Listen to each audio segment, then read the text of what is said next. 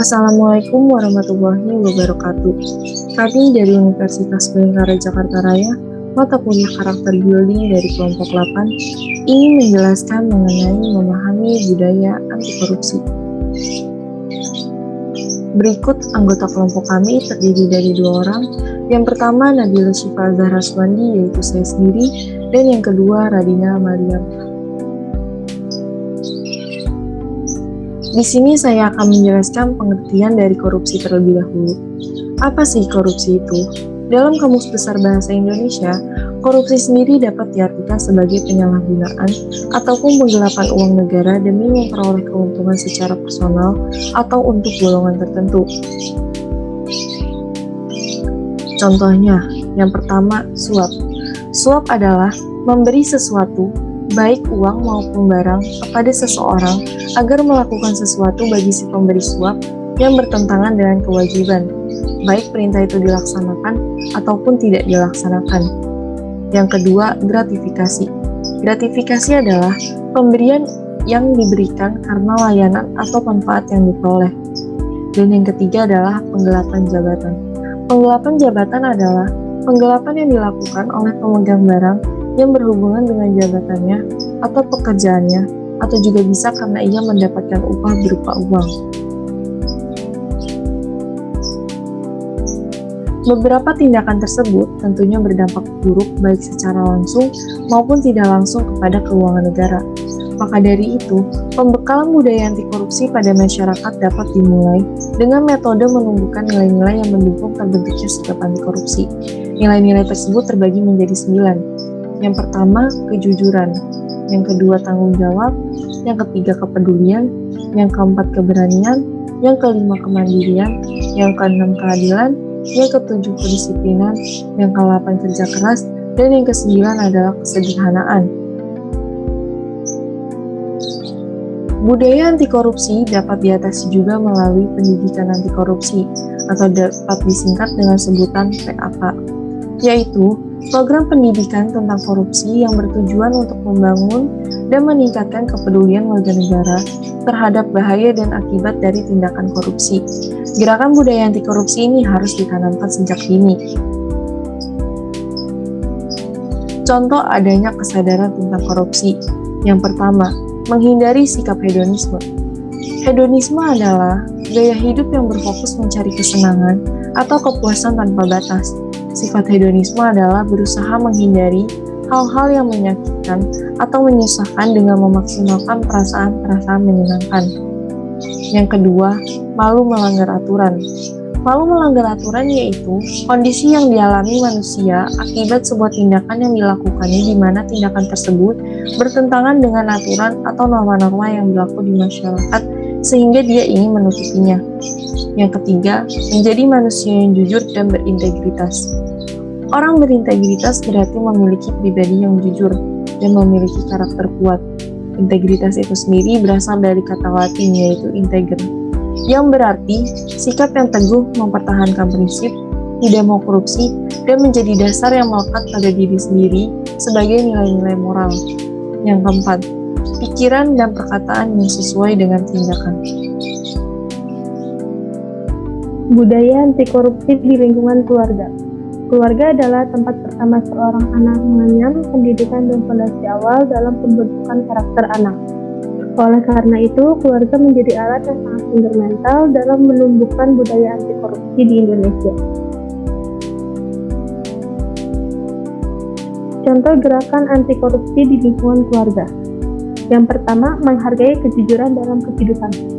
Kejujuran dapat didefinisikan sebagai lurus hati, tidak berbohong, dan tidak curang. Jujur adalah salah satu sifat yang sangat penting bagi kehidupan keluarga.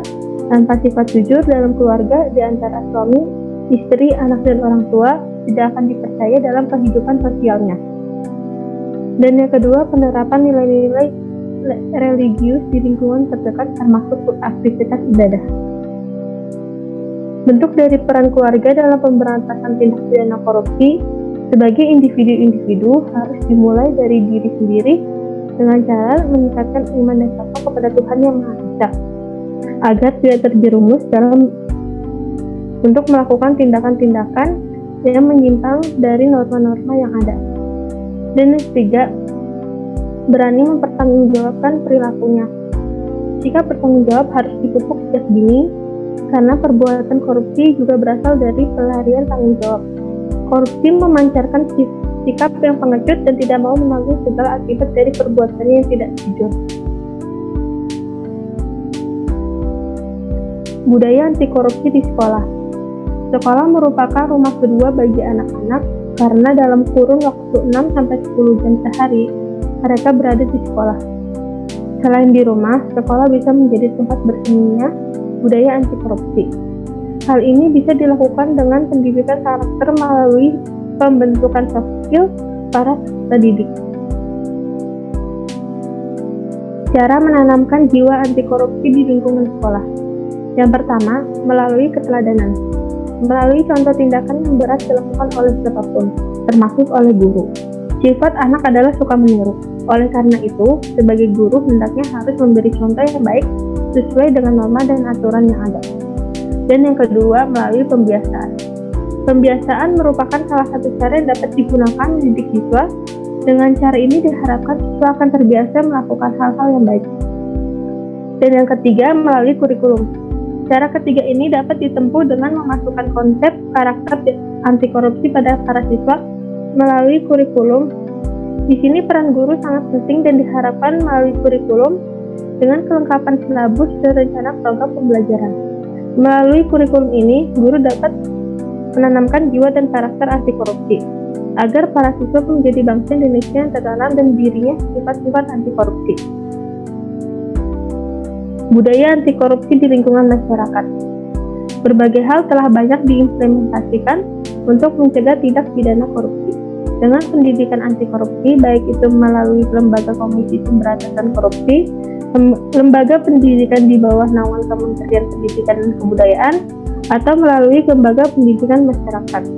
Sangat diperlukan penanaman karakter jujur dan integritas dalam masyarakat untuk mewujudkan budaya anti korupsi. Terdapat banyak nilai-nilai anti korupsi yang wajib kita sampaikan kepada masyarakat.